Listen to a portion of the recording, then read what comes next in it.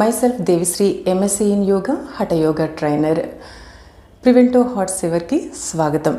ఈనాటి సెషన్లో మనం చూడబోతున్నాం కార్డియోవాస్కులర్ డిసీజెస్కి సంబంధించినటువంటి ప్రాణాయామాస్ సింపుల్గా ఎనీ ఏజ్ వాళ్ళు ఏ విధంగా చేసుకోవాలి అనేటువంటిది.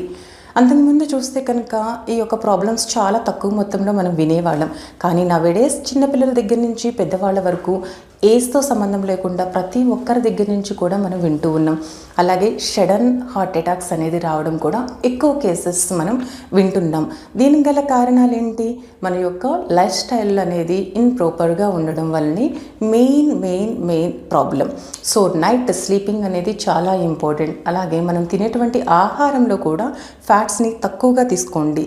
Lack of exercises compulsory. మనం యొక్క బాడీ అంతా కూడా డైలీ వార్మ్ చేసుకోవడం అనేది చాలా ఇంపార్టెంట్. దానికి యోగా ఎంతగానో ఉపయోగపడుతుంది.